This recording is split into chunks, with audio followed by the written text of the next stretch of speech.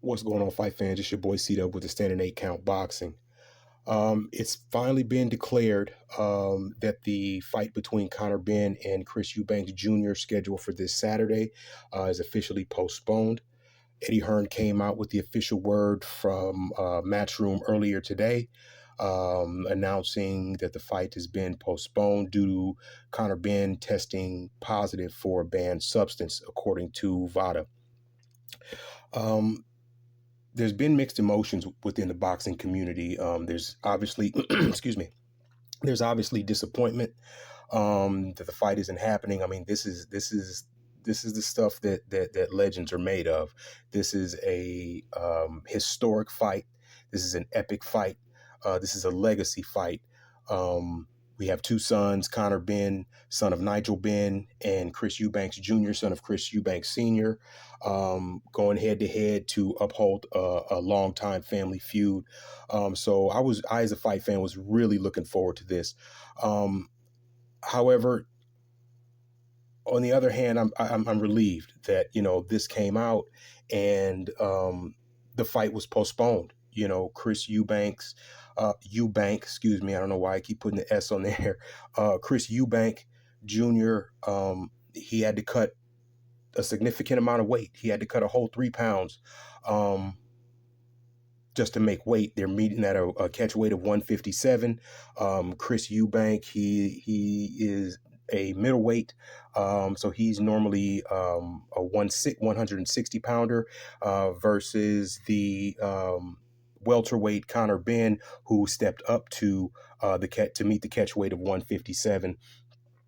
So Chris Eubank Jr., he had to go through a lot to make weight. Now, it doesn't seem like 3 pounds is a lot to you and I. However, to somebody who already doesn't have any body fat, who already is in peak physical condition, the only thing that there is to shed to make weight are the fluids in your body. So, not to mention, there's also a rehydration clause. So he wasn't allowed to even rehydrate back up to his normal weight. So the likelihood of him getting hurt in the ring due to lack of fluid in the body, mainly in the head, taking all those head shots, because fluid in the brain is what protects the brain from any trauma to blunt force, the risk is much higher. Now, we've seen this in the past. We're just coming off the death of Luis Quinones. May he rest in peace. Due to head trauma that he received, in the ring with Jose Munoz. So this is a very real thing. And for a fighter to get caught doping is completely unacceptable, just given the nature of the sport. And nobody understands that more than Chris Eubank Sr., because Chris Eubank Sr. has been very vocal in the media, boycotting the fight. It was even speculated that he wasn't going to be in his son's corner the night of the fight. This is extremely disappointing, which brings me to Eddie Hearn. Now, Eddie Hearn is a promoter that is promoting the fight. And Eddie Hearn expressed some really strong views about doping in the past. Eddie felt that, again, given the sport of boxing, for a fighter to get caught doping is something that should be dealt with extremely harshly. Not only that, but he also expressed some views on the sanctioning bodies that govern the doping, the dope testing and the performance enhancing drug testing, and that's UCAD and VADA. Now, in order to completely understand what it is that I'm talking about, you have to understand what UCAD and VADA is. Now, UCAD is the United Kingdom Anti-Doping Association. They're the ones that are responsible for testing athletes in combat sports from the UK, and then there's VADA, the Voluntary Anti-Doping Association, and they test stateside for athletes in combat sports. So next, what I'm going to do, I want you to hear it from Eddie Hearn, so you can get an understanding of exactly how he feels on the subject, so that we can continue this conversation. So let's see what Eddie has to say. For what is the point in signing up for drug testing if when you fail, everyone just goes, "Oh, don't worry about it, just let him fight," you know? Yeah. So, and the argument of, well, it's all right with UCAD is totally irrelevant. You've signed drug testing with VADA, the best testing agency, in my opinion, in the sport. So now that was just a soundbite. That was not. I did not interview Eddie Hearn. However, what you heard him say was that him express how he felt VADA should be superior.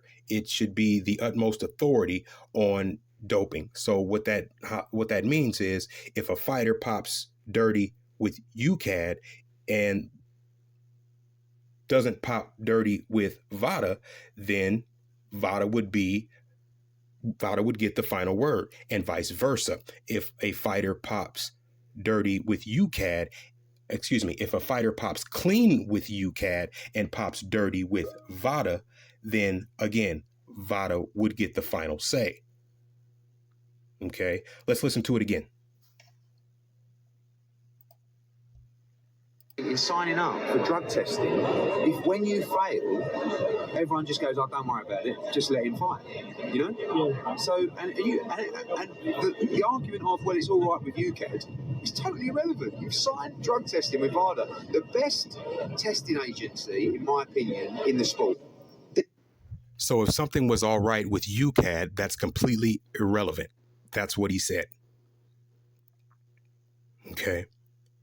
So now we have a situation because just yesterday, Eddie Hearn released a statement to Talk Sports Podcast. Shout out to Talk Sports Podcast regarding the Conor Benn situation and what Eddie Hearn's and UCAD's official position was yesterday surrounding Conor Benn testing positive for a banned substance. Let's listen. Now, the Talk Sports Podcast, they did get some word from Eddie Hearn saying that, well, I'll tell you what, let's listen. Actually, yeah. Callie, what we can do is we can hear from the other side because Matchroom and Eddie Hearn, we've just been given a statement. Callie, we thank you for your time, Callie. Stay with us as I'll bring you this statement from Matchroom. We've been made aware that a random anti-doping test for Conor Benn conducted by the Voluntary Anti-Doping Association returned an adverse analytical finding for trace amounts of a fertility drug. So what they said was that VADA found Conor Benn, they tested him and they found him positive for a fertility drug. VADA found a fertility drug in Conor Benn's system, which was a banned substance. The B sample is yet to be tested, meaning that no rule violation has been confirmed. Indeed, Mr. Benn has not been charged with any rule violation. He is not suspended and he remains free to fight. So the B sample has yet to be tested. So they're giving Conor Benn due process. But as of then, he was still okay to fight, even though he already tested dirty with VADA, who, according to Eddie Hearns, should be the utmost authority on anti-doping. Why would he still be allowed to fight after he popped dirty? Let's listen again. Has not been charged with any rule violation. He is not suspended and he remains free to fight.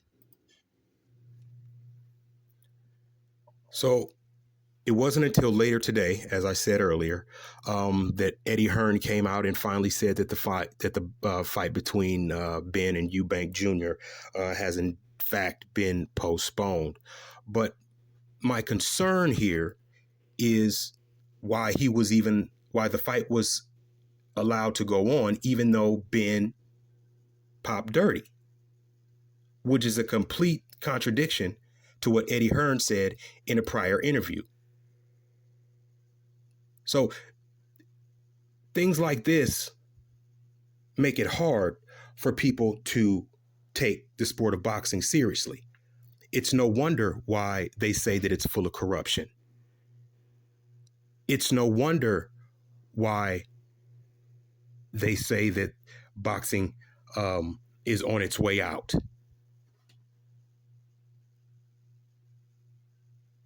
But that's neither here nor there. The good thing is that the fight was postponed.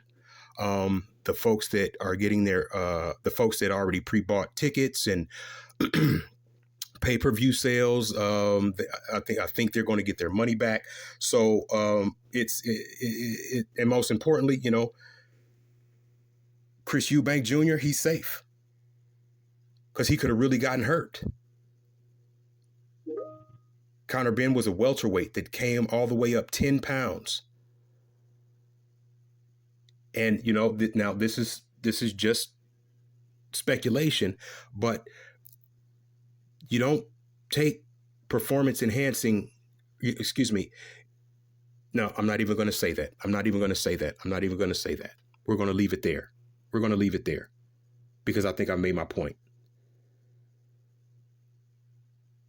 Let me know what you think. Drop a comment in the comment section. Make sure you hit the like button and subscribe. Smash the bell icon for all future notifications. As always, it's your boy C-Dub with the Standing 8 Count Boxing. Until next time, peace.